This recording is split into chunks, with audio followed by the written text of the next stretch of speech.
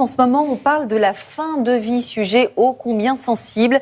Emmanuel Macron reçoit aujourd'hui même les membres de la Convention citoyenne à ce sujet. Ils ont fini leur travail et leur rapport est prêt. On va justement en parler avec notre expert de 7h15. Bonjour Tanguy Châtel. Merci d'avoir accepté notre invitation. Vous êtes sociologue et auteur de Vivant jusqu'à la mort, accompagné à la souffrance spirituelle en fin de vie, et c'est publié chez Albin Michel. Alors déjà, avant de voir ce que les membres de la Convention citoyenne proposent, quelle est la règle aujourd'hui au sujet de la fin de vie?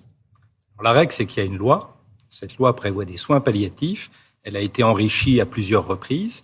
Et donc aujourd'hui, il y a un vrai débat pour savoir s'il faut aller plus loin que cette loi. Certains le réclament, d'autres estiment qu'elle n'est pas assez mise en pratique. Donc on est dans un entre-deux, et c'est pour ça que le président de la République a souhaité qu'il y ait une convention citoyenne pour que, s'agissant d'un sujet d'intérêt général qui concerne tout le monde, eh bien, on n'ait pas qu'une parole d'expert. Les soins palliatifs, pour qu'on comprenne bien, c'est quand la situation est médicalement perdue, on fait en sorte que le patient ne souffre pas trop et on attend qu'il s'éteigne, c'est ça le principe de... Alors, c'est plus complexe que ça, parce que la loi dit que les soins palliatifs sont essentiellement des soins pour soulager les douleurs physiques et les souffrances psychiques, mais ne parle pas de fin de vie. Et la recherche universitaire a montré que plus on met en place des soins palliatifs précoces, et plus on améliore même les chances de guérison des patients. Donc ça, c'est des aspects qui ne sont pas connus, et on peut s'étonner que les soins palliatifs soient aussi peu développés, mais précisément parce qu'ils ont été relégués à des soins de toute fin de vie qui, généralement, intéressent un nombre limité de personnes. Mais là, ce que les membres de la Convention veulent, on est d'accord que c'est une aide active à mourir. Mais qu'est-ce que ça veut dire, ça ? Alors, la Convention a dû se prononcer, d'abord, savoir si la loi répondait aux différentes situations. Telle que la question était posée, on savait que la réponse serait non. Restait à savoir quel type de réponse la Convention allait proposer, et elle propose deux voies. D'abord, plutôt le suicide assisté, qui est la voie par laquelle la personne est en capacité de se donner elle-même la mort prescrite par un médecin. Et l'autre voie, c'est l'euthanasie pour les gens qui n'auraient pas cette capacité physique de se donner la mort. Donc la différence, c'est que là, c'est une tierce personne qui prend la décision de mettre fin à la vie, entre guillemets, du malade. Alors, théoriquement, il faut que la personne ait donné son consentement. Sinon, ça s'appelle en droit un homicide. Ouais. Donc, on a eu le cas Vincent Lambert où il n'avait pas donné son consentement, mais c'était pas une euthanasie puisque c'était une limitation des traitements. Et donc, il est mort des suites de ces maladies ou de ces dysfonctionnements. Et comment on peut éviter les dérapages ? C'est un vaste sujet, j'imagine, mais qu'est-ce qu'on peut faire ? Alors, en fait, tous les pays qui ont légalisé ont étendu le champ semaine ou mois ou année après année. Donc, un des plus récents, c'est le Canada, qui très rapidement a étendu son champ. Donc, on se rend compte que des critères qui sont posés comme stricts au départ ont tendance à évoluer parce que la population comprend mal qu'on puisse autoriser un soulagement pour une certaine catégorie de population, par exemple des gens dont le pronostic vital sera engagé à moyen terme, et puis pas pour d'autres qui auraient pourtant une maladie incurable, mais dont le pronostic serait engagé à beaucoup plus long terme.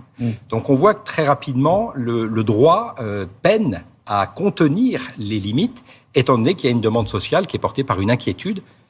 Le sujet, c'est est-ce qu'on va, et c'est précisément sur quoi s'est prononcée la Convention et la mission Falorni de l'Assemblée nationale, est-ce qu'on va enfin développer les soins palliatifs à hauteur des besoins des Français. Hier soir, Gérard Larcher, le président du Sénat, disait qu'il y a 26 départements français dans lesquels il n'y a pas du tout de services de soins palliatifs. Alors, on le disait... Il n'y a pas d'unité de soins palliatifs, c'est-à-dire les centres les plus spécialisés. Il y a des équipes de soins palliatifs, donc il n'y a pas d'endroit en France où il n'y ait pas du tout de soins palliatifs. Il n'y a pas de services spécialisés. Mais il n'y a pas les soins palliatifs les plus qualifiés. Julien le disait tout à l'heure, Emmanuel Macron va recevoir les membres de la Convention citoyenne dans la journée. Est-ce qu'il est tenu par leur rapport ? Qu'est-ce qu'il va en faire ? Qui va décider au final ? Alors, depuis le début, il est très prudent, le président de la République, parce qu'il sent bien que c'est un sujet qui est clivant, et pas simplement pour des raisons politiques, pour des raisons éthiques, pour des raisons juridiques, pour des raisons philosophiques, économiques aussi. Donc, depuis le début, il s'est bien gardé de faire part de son opinion personnelle. Il a soufflé tantôt dans un sens, tantôt dans l'autre. Quand il était avec Lynn Renault, quand il était avec le pape, il n'a pas eu du tout le même discours. Et donc, il n'est pas tenu par cette convention citoyenne. On entend des voix s'élever en disant « oui, mais la précédente convention citoyenne sur le climat n'a pas été respectée, donc celle-ci devrait l'être ». En réalité, le président est maître du jeu, sauf que les parlementaires peuvent aussi intervenir sous forme de proposition de loi et déborder l'Élysée. Et aujourd'hui, moi, si j'écris un mot pour dire « laissez-moi ou faites-moi mourir si je suis dans tel et tel état », est-ce que ça a une valeur juridique ou pas ? Alors, laissez-moi mourir, oui, absolument, parce que c'est déjà le cadre légal aujourd'hui.